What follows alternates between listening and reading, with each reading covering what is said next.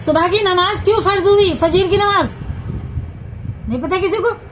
جب آدم علیہ السلام جنت سے دنیا میں تشریف لائے، جنت سے جب آدم علیہ السلام آئے دنیا میں، تو رات کی تاریکی اور اندھیرا دیکھ کر رات بھر ڈرتے رہے، ہے نا؟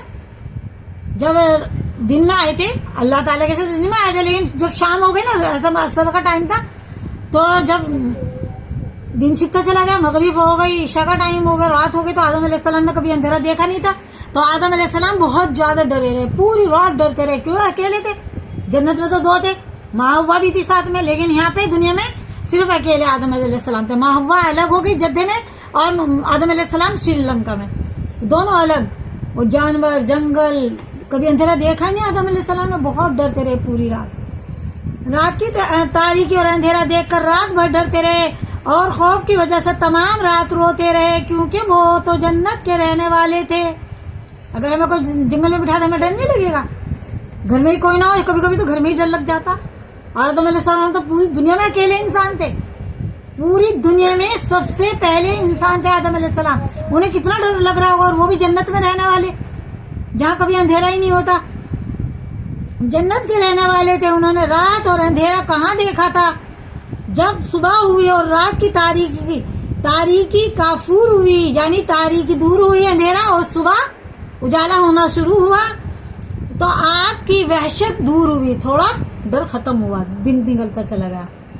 آپ نے اس کے شکریہ میں 2 رکعتیں ادا کی۔ حق تعالیٰ نے اس امت پر حضور صلی اللہ علیہ وسلم کے واسطے سے وہی نماز فرض کر دی، تاکہ امت اس کو ادا کرتی رہے اور یہ سمجھا کرے کہ ہمارے دکھ، درد کو، خوف اور پریشانی کو خدا ہی دور کرنے والا ہے۔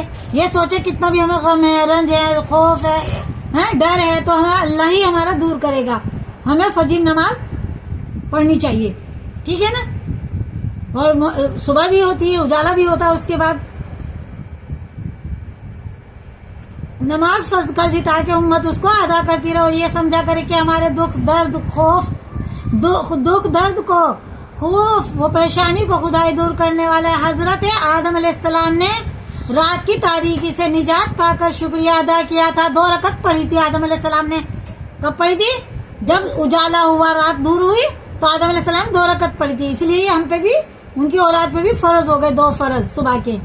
یہ آدم علیہ السلام نے رات کی تاریکی سے نجات پا کر شکریہ ادا کیا تھا، اور یہ امت قبر اور حشر کی تاریکی کا پہلے سے ہی فدیہ دیتی ہے۔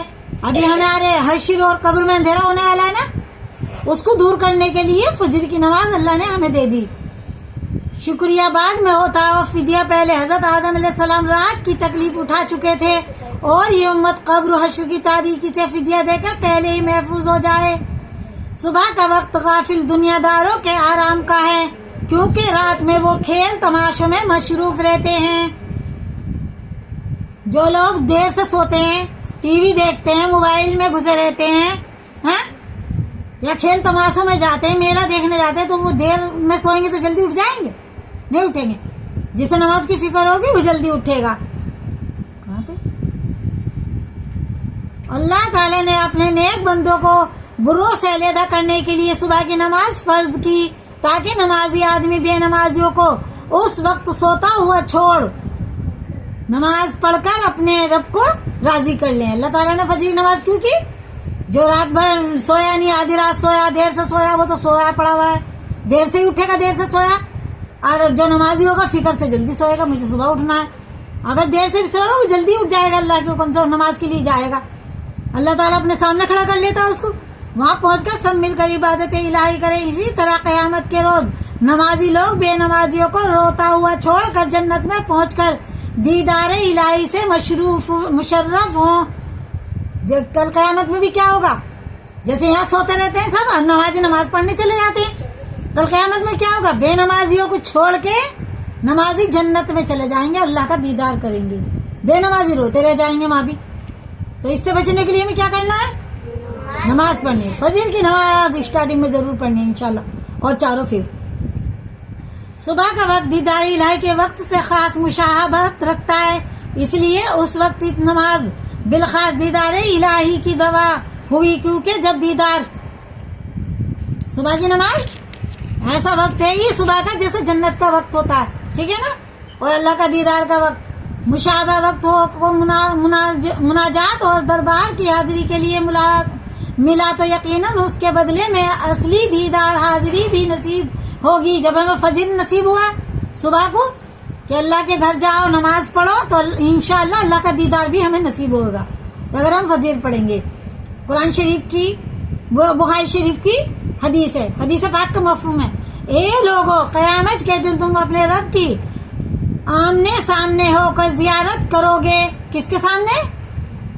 اللہ تعالیٰ کے سامنے بیٹھ کے زیارت کریں گے، یعنی اللہ کو دیکھیں گے۔ لیکن اللہ کی زیارت کرنے کا مجرب عمل اگر تم سے ہو سکے تو صبح کی نماز ہے، اسے کبھی نہ چھوڑنا۔ اگر اللہ کو دیکھنا ہے، اللہ کا دیدار کرنا تو کیا کرنا ہے؟ کیا کرنا ہے بولو؟ فجر کی نماز پڑھنی ہے، اسے نہیں چھوڑنی۔ اس کی وجہ یہ ہے کہ جنت میں نہ رات ہوگی نہ دن، لا يرون فيها الشمس ولا زمهريرا، 19ویں پارے کی سورہ دہر ہے اس کا ترجمہ، یعنی جنت میں ایسا نورانی وقت ہوگا جیسے کہ دنیا میں صبح کا وقت ہے۔ کیسا ہوگا جنت کا ٹائم؟ وہ موسم جیسے صبح کا ٹائم ہوتا ہے، گرمی ہو سردی ہو، بہت ہی اچھا موسم ہوتا ہے صبح کا۔ فرمائے رسول اللہ صلی اللہ علیہ وسلم نے، جو شخص صبح کو اٹھ کر نماز کی طرف جاتا ہے وہ ایمان کے جھنڈے کے ساتھ چلتا ہے، اور جو صبح کو اٹھ کر بازار کو جاتا ہے وہ شیطان کے جھنڈے کے ساتھ چلتا ہے۔ ٹھیک ہے، جو صبح کو مسجد کی طرف جاتا ہے وہ